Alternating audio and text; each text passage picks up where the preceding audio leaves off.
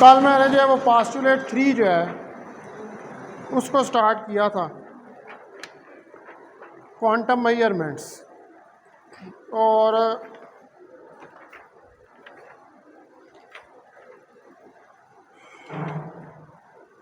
उसके अंदर लास्ट जो है हमने वो जो प्रोबेबिलिटी की इक्वेशन है उसको राइट डाउन किया था, ठीक है, जिसमें आपने पी ऑफ 0 ए का मॉड स्क्वायर के बराबर निकाली थी और पी ऑफ 1 को बी का मॉड स्क्वायर जो है वो निकाला था। ये उस वक्त है कि जब अभी स्टेट की मेजरमेंट नहीं हुई है। अब जब आपने स्टेट को मेजरमेंट कर लेनी है उसकी स्टेट की, तो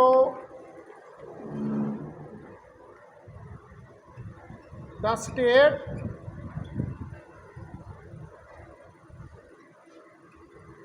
आफ्टर द मेजरमेंट, अब जब आप स्टेट को मेजर कर लेते हैं इन 2 केसेस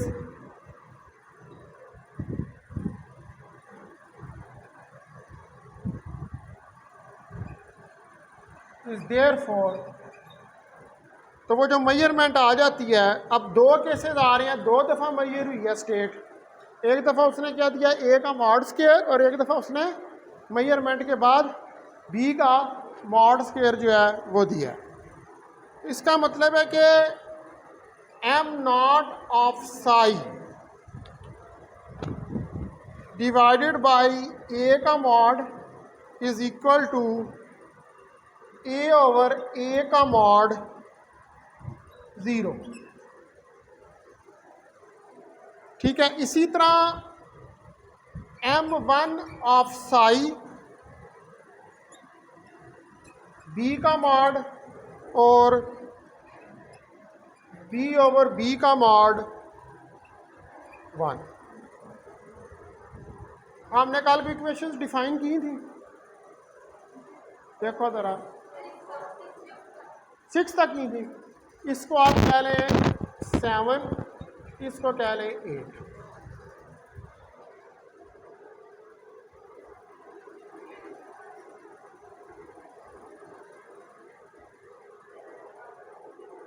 अब ये वाले जो आपके पास यहाँ पर पैरा मल्टीप्लायर आ रहे हैं, जैसे ए ओवर ए है और बी ओवर बी है, हम इनको इग्नोर कर सकते हैं, ठीक है। The multipliers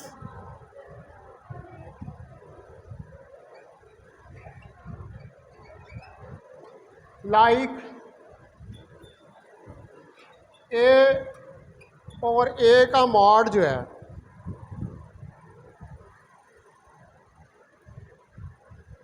which have modulus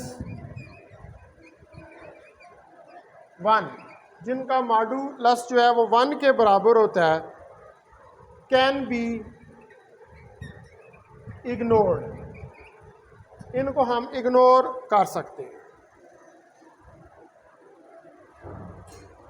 तो फिर जो आपके पास पोस्ट मेजरमेंट्स आ जाएंगे अगर आप इनको इग्नोर कर दें। सो द पोस्ट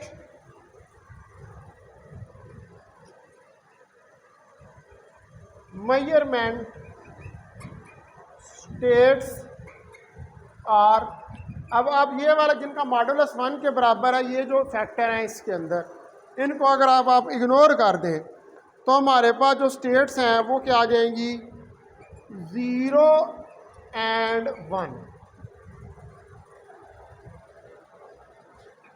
तो वो 0 और 1 के बराबर है, ये सीधा सीधा आप इसको 0 और 1 लिख लेंगे इन post measurement states.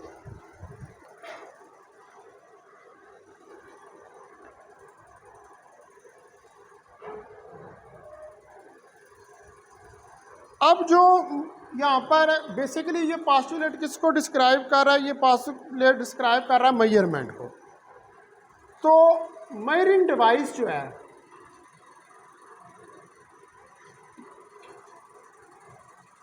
Measuring device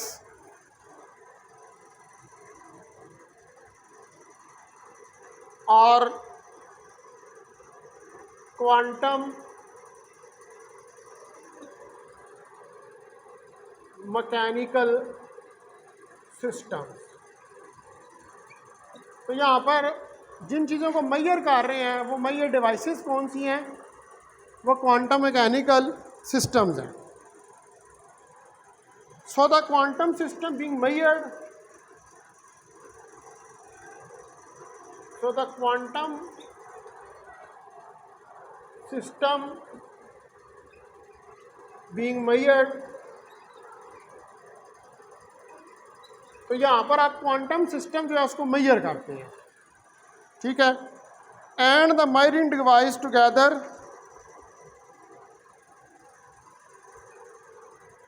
and the measuring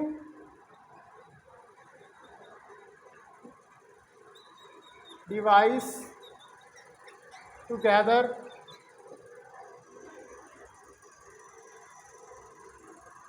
are part of larger isolated quantum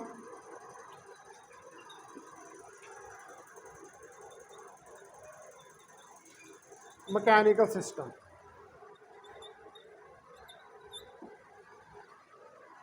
ठीक है, क्योंकि larger isolated quantum mechanical system जो होता है उसके अंदर इंक्लूड होती हैं ये चीज़ें, डिवाइस भी होती है और जिस क्वांटम मैकेनिकल सिस्टम के ऊपर आप मेजरमेंट कर रहे होते हैं। आप ज़ाहिर बात मेजरमेंट कर रहे हैं, मेजरमेंट के लिए कोई एक्सपेरिमेंटल इक्विपमेंट या कोई एक्सपेरिमेंटल अपरेटस होगा, तो वो जो एक लार्ज सिस्टम होता है उसके अंदर ये दोनों चीज़ें जो हैं वो आ जाती हैं।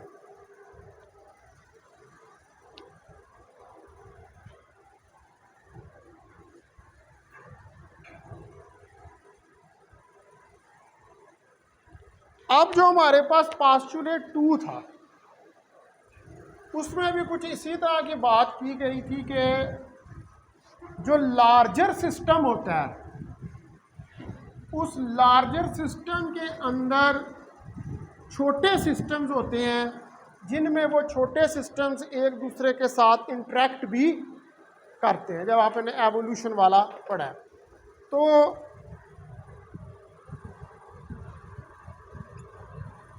According to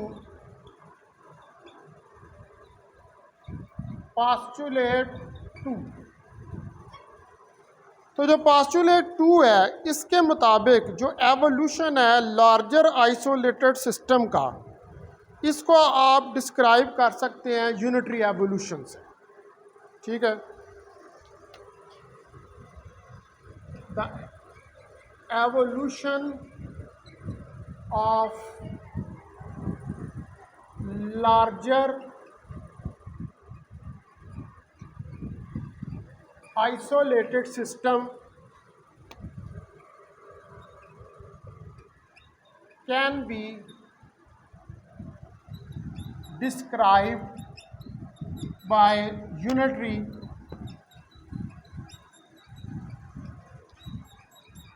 evolution।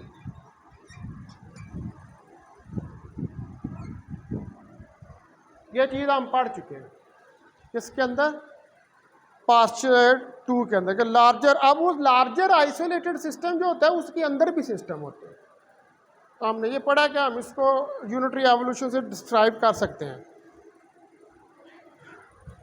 अब यहाँ से अगर हम ये कोशिश करें कि हम पास्टुलेट 3 जो है उसको ड्राइव करें एज ए कॉन्सिक्वेंस, तो जो हमारे पास कंसिडरेबल इन्वेस्टिगेशन है इन लाइंस के ऊपर, यहाँ पर स्टिल हमारे पास डिसएग्रीमेंट है बिटवीन फिजिक्स अबाउट वेदर और नॉट इट इज़ पॉसिबल, कि क्या हम पास्टुलेट 2 जो है उससे क्या पास्टुलेट 3 को ड्राइव कर सकते हैं। यानी कि जिस तरह पास्टुलेट 2 पे आपने यूनिटरी एवोल्यूशन लगाई है, क्या लार्जर आइसोलेटेड सिस्टम के ऊपर उसी तरह हम क्वांटम मेजरमेंट्स कर सकते हैं जैसे लार्जर आइसोलेटेड सिस्टम के ऊपर आप यूनिटरी एवोल्यूशन जो है वो लगा देते हैं। इसमें स्टिल जो है that is confusion between the physicist, कि क्या ऐसा किया जा सकता या नहीं किया जा सकता। लेकिन हम अब इसके अंदर जो है कि हम इसको इससे ड्राइव करें तो जो पास्टुलेट 2 और पास्टुलेट 3 हैं, हमें इसके ऊपर नहीं कंसंट्रेट करना चाहिए कि हम कैसे पास्टुलेट 3 को पास्टुलेट 2 से ड्राइव करें। रादर दैन कि हमें ये देखना चाहिए कि पास्टुलेट 3 जो है वो बेसिकली क्या डिस्क्राइब, यानी कि हम उन दोनों को आपस में कनेक्ट करने के बजाय वो कनेक्ट होते नहीं हैं, अभी तक कोई फिजिसिस्ट जो है उनको कनेक्ट कर नहीं सके हैं।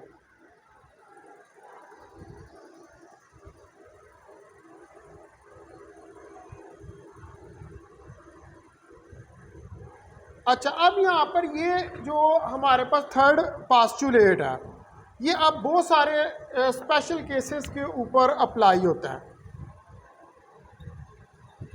Postulate 3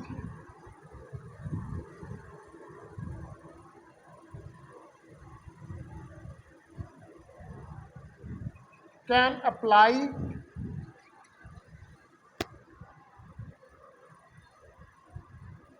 on several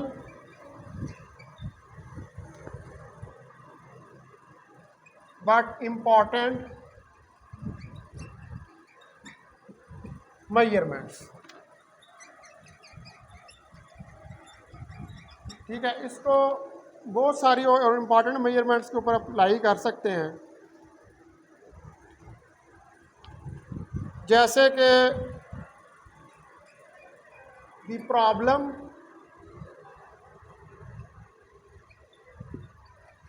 of distinguishing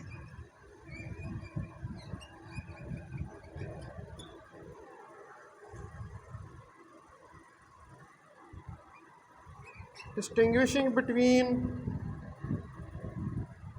a set of quantum states। जैसे कि आपने डिस्टिंग्विश करना है, कुछ सेट है आपके पास क्वांटम स्टेट का। Explain the special case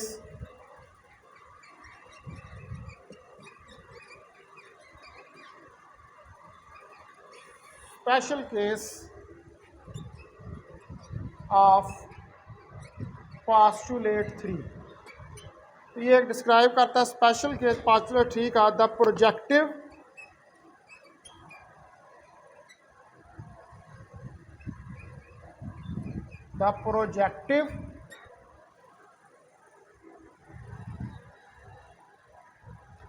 or von Neumann measurements।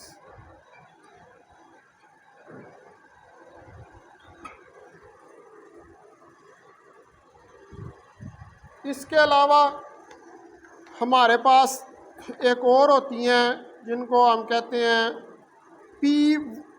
POVM measurements. ठीक है, ये उनमें भी पास्टुलेट 3 यूज होता है। And other special case of postulate 3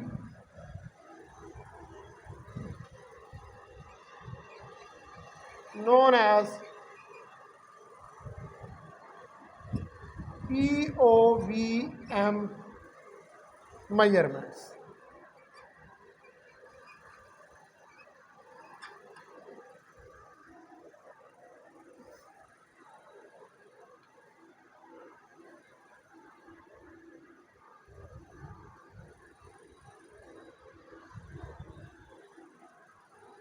ठीक है, तो आप जो है ये जो मेजरमेंट्स हैं जिनको POVM कहते हैं, ये प्रोजेक्टिव मेजरमेंट्स हैं, इनको और डिस्टिंग्विशिंग जो होती है क्वांटम स्टेट्स की, वो सारी हम किसकी मदद से डिस्कस करते हैं, उसको आप डिस्कस करते हैं with the help of postulate 3। अब ये जो मैंने जिन मेजरमेंट्स का मैंने जिक्र किया है, ठीक है, पहले नंबर पर तो है कि हमने डिस्टिंग्विश करना है क्वांटम स्टेट्स के अंदर। दूसरे नंबर पर हमने देखनी है कि प्रोजेक्टिव मेजरमेंट्स क्या होती हैं, और तीसरे नंबर पर फिर हमने POVM मेजरमेंट्स जो हैं उनको डिस्कस करना है। ये सारी मेजरमेंट्स जो हैं ये की जाती हैं क्वांटम कंप्यूटेशन या क्वांटम इंफॉर्मेशन के अंदर, और ये किस पर बेस करती हैं? ये तीनों किस्म की मेजरमेंट्स जो हैं ये बेस करती हैं पास्चुलेट 3 के ऊपर। ठीक है, तो ये तीनों मेजरमेंट्स हैं इनको हमने डिस्कस करना है। तो इसमें पहले नंबर पे जो है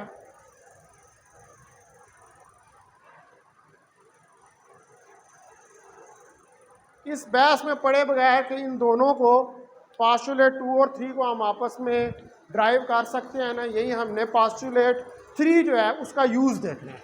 तो what is the use of postulate 3? तो इसमें नंबर 1 के ऊपर जो है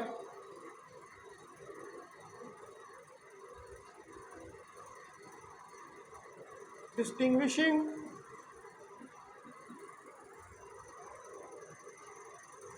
क्वांटम स्टेट्स, कि कैसे हम इस पास्चुलेट्स की मदद से क्वांटम स्टेट्स को डिस्टिंग्विश कर सकते हैं। अब जो इम्पॉर्टेंट एप्लीकेशन है पास्चुलेट 3 के वो ये है कि जो प्रॉब्लम है डिस्टिंग्विश करने का क्वांटम स्टेट्स को, इसको हम सॉल्व कर सकते हैं। तो जो क्लासिकल वर्ल्ड होता है उसके अंदर डिस्टिंक्ट स्टेट्स जो होती हैं किसी ऑब्जेक्ट की, वो आम तौर पर डिस्टिंग्विशेबल होती है। अब आप क्लासिकल मैकेनिक्स के अंदर किसी चीज़ की स्टेट को डिस्क्राइब करना तो कैसे करोगे? मोमेंटम, पोजीशन और एनर्जी से। तो वहाँ पर तो वो अलग-अलग आप मेजर कर सकते हो उसकी पोजीशन, मोमेंटम और एनर्जी। लेकिन क्वांटम मैकेनिक्स में जाके क्या आ जाता है? Heisenberg uncertainty principle. ठीक है जी। तो हाइजेनबर्ग अनसर्टेनिटी प्रिंसिपल का मतलब है कि एक को मेजर करोगे तो दूसरी अनसर्टन। तो दिस इज द प्रॉब्लम। ठीक है जी, कि हम कैसे इनको डिस्टिंग्विश कर सकें। हम इनको डिस्टिंग्विश करें, आप एक को करेंगे मेजर करेंगे तो वो जो है वेव फंक्शन ही कोलैप्स हो जाएगा, दूसरे को वो मेजर करेगा ही नहीं, वो एक ही वैल्यू आएगी, दूसरी अनसर्टन होगी। ठीक है, तो अब ये जो टेक्निक है यहाँ पर, इसको हम यूज़ करते हैं कि इसकी मदद से क्वांटम स्टेट्स होती हैं उनको हम डिस्टिंग्विश कर सकते हैं, जो कि यूजुअली क्या होती हैं? इनडिस्टिंग्विशेबल होती हैं। जैसे आप पढ़ते हैं पार्टिकल्स के बारे में, एक आपने पढ़ी है फर्मी डिराक स्टैटिस्टिक्स, एक आपने पढ़ी है बोज आइंस्टाइन स्टैटिस्टिक्स, आपने पढ़ी है बोल्ट्जमैन स्टैटिस्टिक्स। उसमें भी किसका कॉन्सेप्ट होता है? इनडिस्टिंग्विश करने का और इनडिस्टिंग्विश ना होने का। उसमें आइडेंटिकल पार्टिकल्स होते हैं, नॉन आइडेंटिकल पार्टिकल्स होते हैं, इनडिस्टिंग्विशेबल पार्टिकल होते हैं, डिस्टिंग्विशेबल पार्टिकल्स होते हैं। तो वो भी एक्चुअली मैंने उसमें आपको बताया था कि जो बोल्ट्जमैन स्टैटिस्टिक्स होती है वो क्वांटम मैकेनिकल नहीं होती, लेकिन आगे जाके जो फर्मी डिराक होती है और जो दूसरी होती है बोज आइंस्टाइन होती है वो क्वांटम मैकेनिकल होती है। ठीक है, क्योंकि उनमें क्या होते हैं? Indistinguishable particles. तो अब यहाँ पर ये इशू जो है इसको हम पास्चुलेट 3 की मदद से सॉल्व कर सकते हैं। एज एन इम्पॉर्टेंट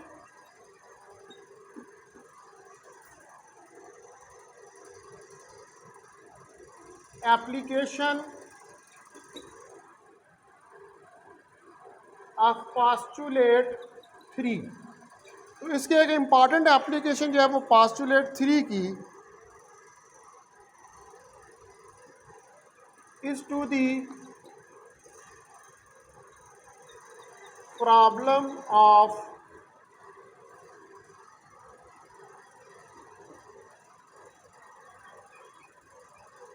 डिस्टिंग्विशिंग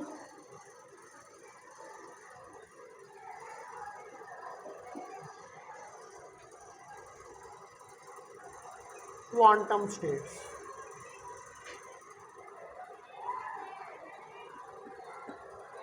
तो यहाँ पर सबसे बड़ा प्रॉब्लम डिस्टिंग्विश करने का, और उसको पास्चुलेट 3 को आप इस्तेमाल कर सकते हैं। अब जो क्लासिकल वर्ड है उसमें जो डिस्टिंक्ट स्टेट्स होती हैं ऑब्जेक्ट की वो यूजुअली डिस्टिंग्विशेबल होती हैं। अब इसमें मिसाल उसने दी हुई है कि जैसे आप ये कहते हैं कि अगर एक कॉइन है वो लैंड करता है हेड या टेल। तो इसमें आपको जब वो लैंड कर जाएगा तो आपको उसकी स्टेट का पता चल जाएगा कि वो हेड है या टेल है जब वो गिर जाएगा।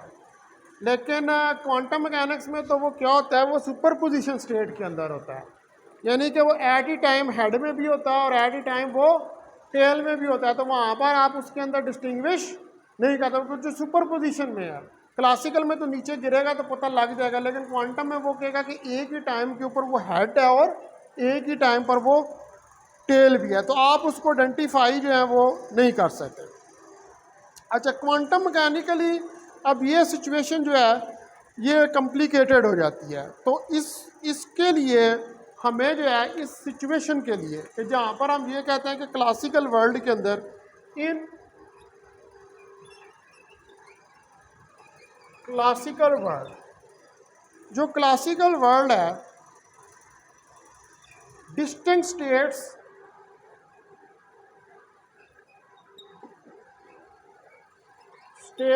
Of an object are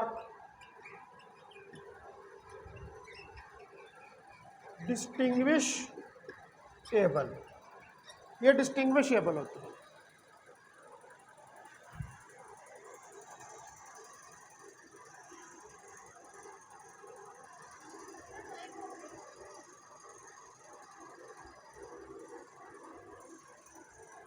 but quantum mechanically the situation is complicated, लेकिन क्वांटम मैकेनिकली ये सिचुएशन जो है वो कॉम्प्लिकेटेड होती है।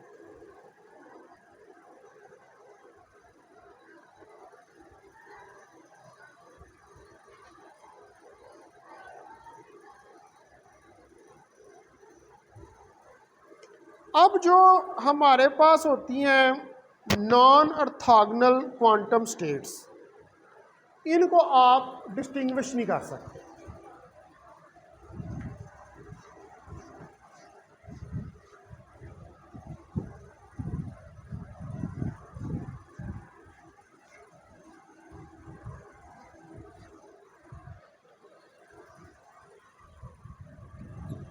Non orthogonal quantum states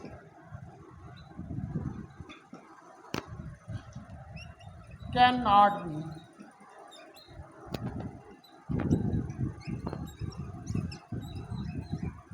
distinguished।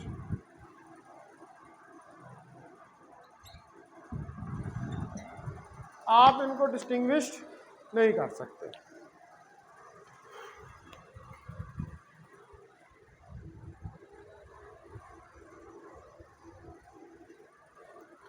अब जो डिस्टिंग्विशबिलिटी है, लाइक मैनी आइडिया जैसे क्वांटम कंप्यूटेशन, क्वांटम इंफॉर्मेशन में हम लेते हैं, इसको मोस्टली इजीली अंडरस्टूड किया जा सकता है जिसके अंदर दो पार्टीज़ को इन्वॉल्व किया जाए।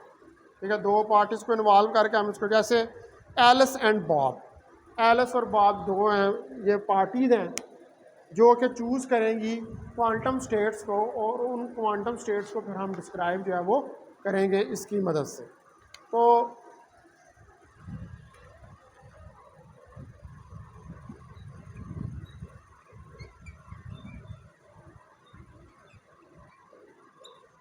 डिस्टिंग्विशेबिलिटी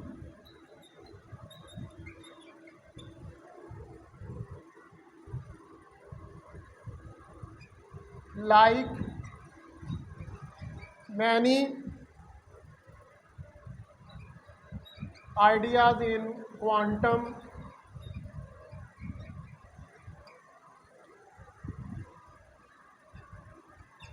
computation and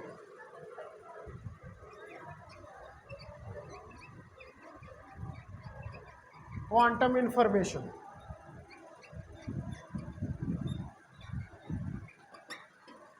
और जो क्वांटम इंफॉर्मेशन है।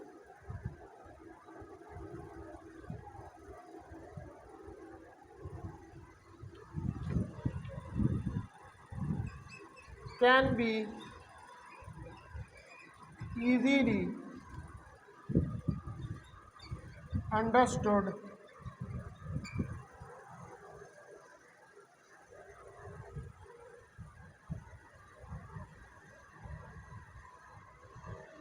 by using a game involving two parties, Alice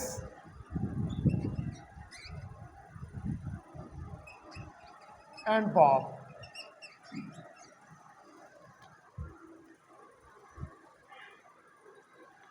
अब एलिस जो है वो चूज़ करता है स्टेट साई आई को, किसी फिक्स सेट ऑफ स्टेट्स हो जिसको हम कहते हैं कि दोनों पार्टीज़ की है, और she give the state Sai to Bob, और वही स्टेट वो दे देती है किसको, बॉब को, जिसका कि टास्क ये है कि वो आइडेंटिफाई करे कि जो इंडेक्स आई है इस स्टेट का वो क्या है।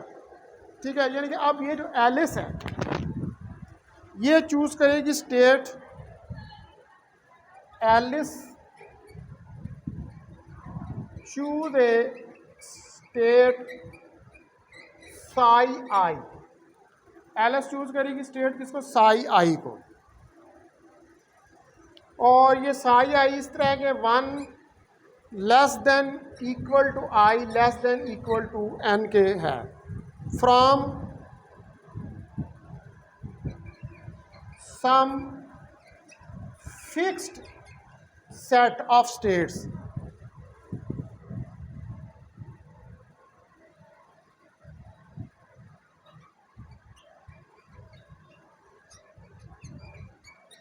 जो कि किसी फिक्स सेट ऑफ स्टेट में से चूज की जाएंगी, नोन टू बोथ पार्टीज, और इसका पता जो है वो दोनों पार्टीज को होगा, यानी कि एलिस को भी होगा और बॉब को भी होगा। अब जो है ये एलिस इस स्टेट को देगी बॉब को, शी गेव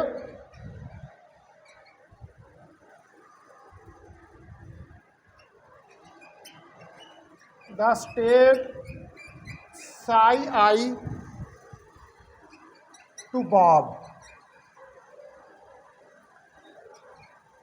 एलिस जो है वो स्टेट साई आई किसको दे देगी, बॉब को, और क्यों देगी बॉब को, whose task, अब उसने क्या करना है इस चीज का, whose task it is to identify, जिसका ये टास्क है कि आइडेंटिफाई करे the index I of the state, जो साई आई के अंदर इंडेक्स आई आ रहा है स्टेट का उसको करे।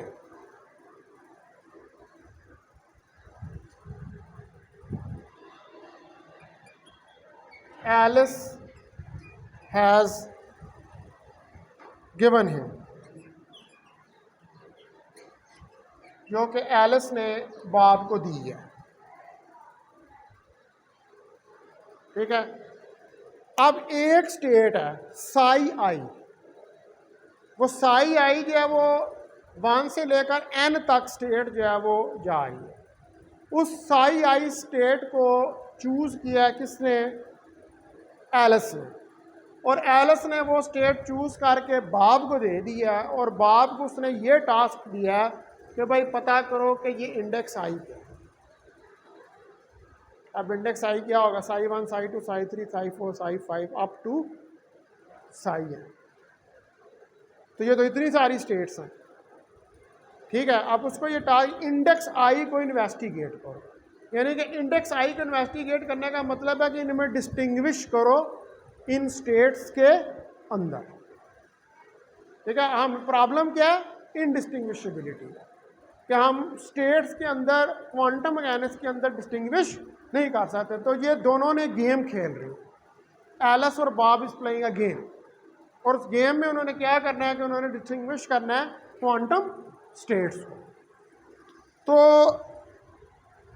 अब अगर जो स्टेट साई है, साई आई, सपोज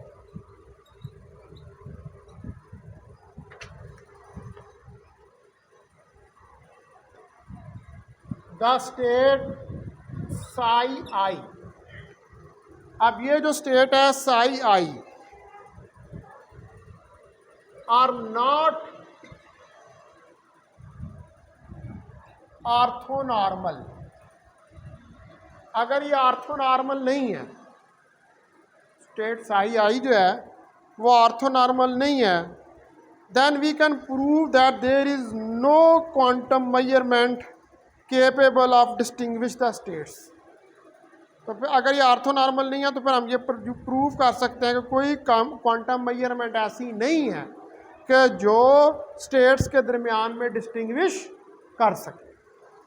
ठीक है, अगर ये स्टेट आई आर जो है वो ऑर्थोनॉर्मल नहीं है, यानी कि इनकी बेसिस जो हैं वो ऑर्थोनॉर्मल नहीं है। वैसे तो बेसिस क्वांटम मैकेनिक्स में ऑर्थोनॉर्मल ही होती हैं, यहाँ वो ऑर्थोगोनल हो सकती हैं, यहाँ वो नॉर्मल हो सकती है। लेकिन हम अगर ये सपोज करें कि इनकी बेसिस जो है वो ऑर्थोनॉर्मल नहीं है, तो फिर उस केस के अंदर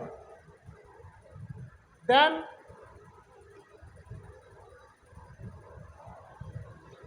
we can prove that there is no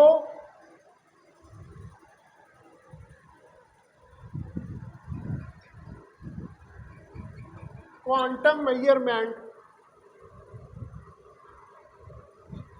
यहाँ पर कोई ऐसी क्वांटम मेजरमेंट नहीं है capable of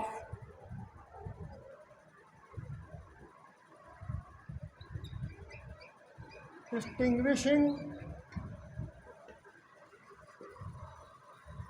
the states, कि वो स्टेट्स को डिस्टिंग्विश कर सके।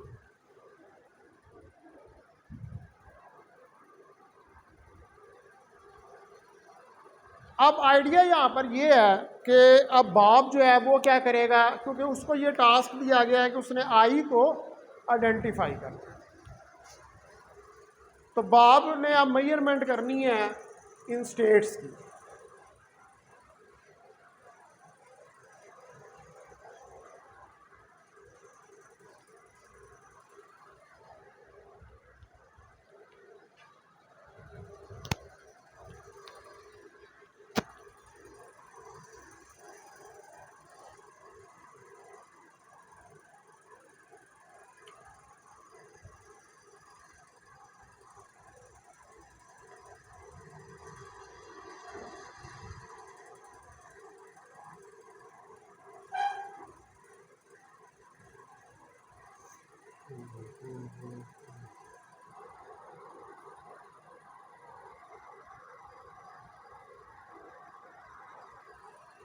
अच्छा एक मिनट, ये जो है मैंने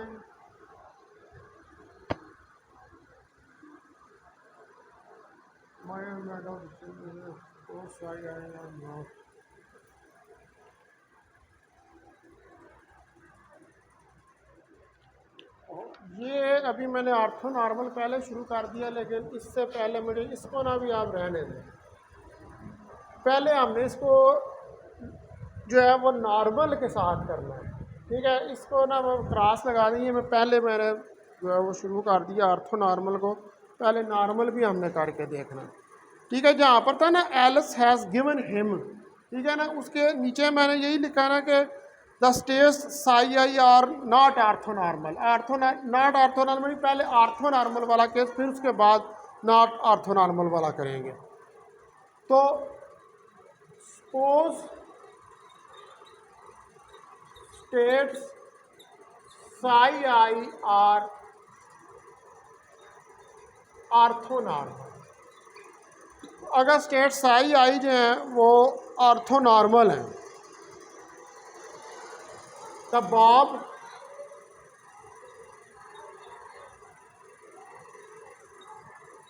कैन डू ए मेजरमेंट। तो बॉब जो है वो एक मेजरमेंट कर सकता है टू डिस्टिंग्विश दीज स्टेट्स। इन ऑर्थोनॉर्मल स्टेट्स को डिस्टिंग्विश करने के लिए यूजिंग द फॉलोइंग प्रोसीजर। ठीक है, वहाँ पर अब ये प्रोसीजर यूज़ करेगा। अब क्या प्रोसीजर यूज़ करेगा इन ऑर्थोनॉर्मल स्टेट्स को करने के लिए कि पहले डिफाइन करेगा measurement operators. Define measurement operators. पहले जो है वो क्या डिफाइन किए जाएंगे, मेजरमेंट ऑपरेटर्स। और वो मेजरमेंट ऑपरेटर्स क्या होंगे, M I is equal to psi I psi I. ये मेजरमेंट ऑपरेटर होगा।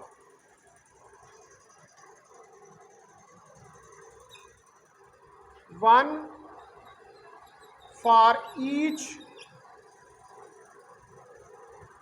पॉसिबल इंडेक्स आई, जो कि हर पॉसिबल इंडेक्स आई के लिए है। एंड एक और measurement operator, and an additional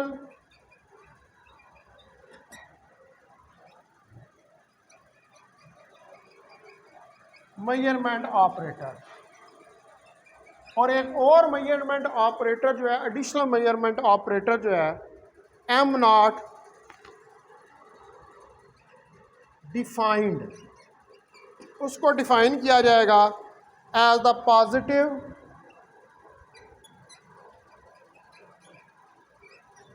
square root, जिसको कि हम पॉजिटिव स्क्वायर रूट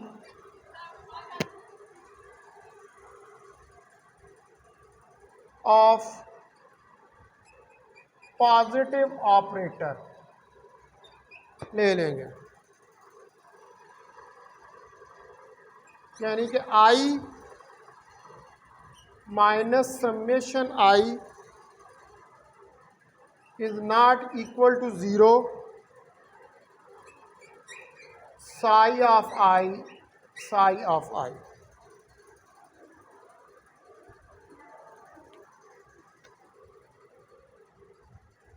ठीक है, ये एक और एडिशनल ऑपरेटर इसके अंदर हम ले लेंगे।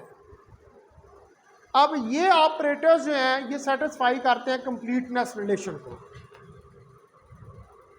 These operators satisfy the completeness relation. ये ऑपरेटर सेटिस्फाई करते हैं कंप्लीटनेस रिलेशन को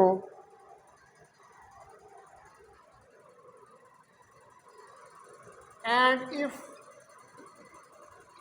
द स्टेट साई आई, और अगर ये स्टेट साई आई जो है इसको आपने प्रिपेयर किया है,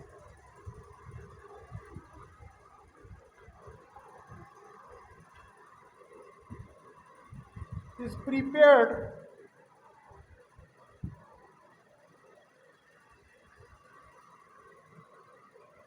then, तो फिर हमारे पास जो रिलेशन आ जाएगा कि P ऑफ आई जो मेजरमेंट है that is psi of I M of I psi of I is equal to 1।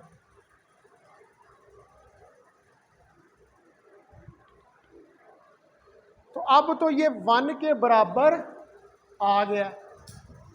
तो जब ये 1 के बराबर आ गया तो ये तो सर्टेनिटी के साथ चीज़ आ गई है, ऐसे ही है।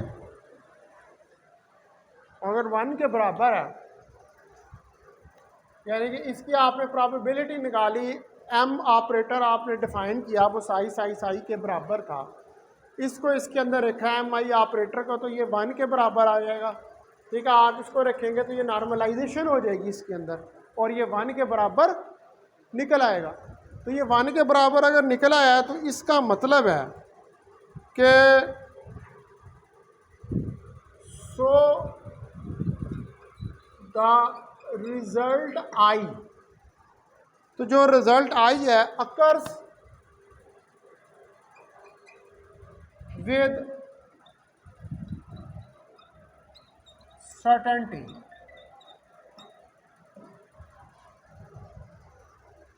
तो ये रिजल्ट सर्टेनिटी के साथ आ रहा है।